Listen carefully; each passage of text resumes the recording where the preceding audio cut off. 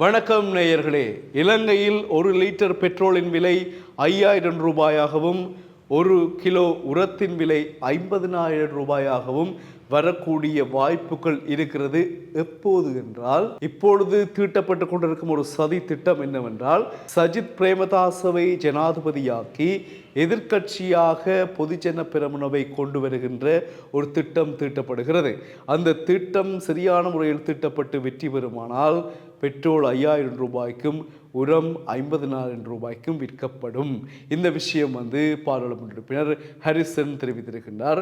ஐக்கிய தேசிய கட்சியினுடைய தேர்தல் பரப்புரை கூட்டம் இடம்பெற்ற பொழுது அவரால் சொல்லப்பட்ட விடயம் என்னவென்று சொன்னால், ரணில் விக்ரமசிங்கவை தோற்கடிக்க வேண்டும், அவரை ஜனாதிபதி தேர்தலில் போட்டியிட வைத்து தோற்கடித்து அவரை அனுப்பிவிட்டு அவருக்கு பதிலாக சஜித் பிரேமதாசவை ஜனாதிபதியாக்க வேண்டும், அதன் மூலமாக பொதுஜன பெரமுன எதிர்க்கட்சியாக வர வேண்டும்.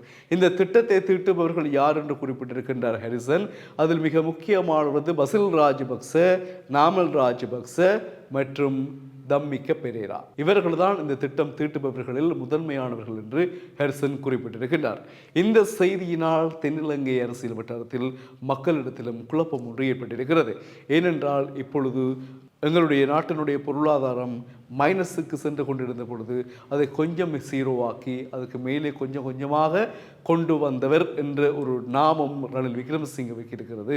இன்று நாங்கள் ஓரளவேனும் சாப்பிடுகிறோம் என்ற நிலையை கொண்டு வந்தவர் ரணில் விக்ரமசிங்க தான். ஆனால் மக்களினுடைய ஆதரவு இல்லாமல் பொதுஜன பெரமுனவால் அவசரமாக ஜனாதிபதி ஆக்கப்பட்டவர் தான் இந்த ரணில் விக்ரமசிங்க. இவர் ஜனாதிபதியாக போட்டியிட்ட போது மக்கள் இவருக்கு ஆணையை கொடுக்கவில்லை, தோற்கடித்தார்கள். அது ஒரு கதை. இப்பொழுது ரணில் விக்ரமசிங்க மீண்டும் ஜனாதிபதி தேர்தலில் போட்டியிடுகின்றார். மக்களிடத்தில் நல்ல அபிமானம் இவருக்கு இருக்கிறது, அபிப்பிராயம் இருக்கிறது, மக்கள் இவரை வெல்ல வைப்பார்கள் என்றெல்லாம் பலர் கூறி வருகிறார்கள். இந்த சூழலில் மறைமுகமாக ஒரு சதி திட்டமும் தீட்டப்பட்டுக் கொண்டிருக்கிறது. ரணில் விக்ரமசிங்க ஜனாதிபதியாக வந்தால் மொட்டு கட்சியால் எதிர்க்கட்சியில் இருக்க முடியாதா என்ற கேள்வியும் எழுப்பப்பட வேண்டும். ஆனால் முடியாது என்கின்ற ஒரு முடிவு எடுக்கப்பட்டதால் தான் சஜித்தை வெல்ல வைத்து ரணிலை தோற்கடிக்க வேண்டும், சஜித் வென்றால் தான் நாங்கள் எதிர்க்கட்சியாக வரலாம் என்று பசில் ராஜபக்ச நினைத்திருக்கிறார். நாமல் ராஜபக்சவும் பேசியிருக்கின்றார்கள். தம்மிக்க பெரேராவும் அதில் இணைந்திருக்கிறார். இந்த விஷயங்களை பார்க்கிற பொழுது தமிழ் மக்களிடத்தில், குறிப்பாக வடக்கில் இருந்து பொது வேட்பாளர் கட்டாயம் வர வேண்டும், தமிழர்கள் ஆட்சி பீடம் வர வேண்டும் என்று 2 தினங்களுக்கு முன்னர் நாமல் ராஜபக்ச ஒரு அறிக்கையை வெளியிட்டிருந்தவையும் நாங்கள் சுட்டிக்காட்ட விரும்புகிறோம். இவ்வாறான சூழலில் இந்த வருட இறுதியில் இடம்பெறப் போகின்ற ஜனாதிபதி தேர்தலில் யார் வெல்வார்கள், யார் தோற்பார்கள் என்பதை தாண்டி, மக்கள் யாரை வெல்ல வைப்பார்கள் அல்லது வீட்டுக்கு அனுப்புவார்கள் என்பதையும் தாண்டி, யார் ஜனாதிபதியாக வந்தால் யார் எதிர்க்கட்சியாக வருவார்கள்.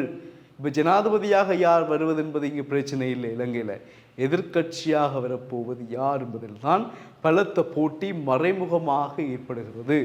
அவ்வாறு திட்டம் தீட்டியவர்களுடைய கனவு ஜெயித்தால் பெட்ரோல் 5000 ரூபாய் 1 லிட்டர் விற்கப்படும், உரம் 50,000 கிலோ விற்கப்படும். இதில் மாற்று கருத்து இல்லை என்பதுதான் ஐக்கிய தேசிய கட்சியின் தேர்தல் பிரச்சார கூட்டத்தில் முன்வைக்கப்பட்ட முதன்மை வாசகங்களாக காணப்படுகின்றன. மீண்டும் சந்திப்போம். வணக்கம்.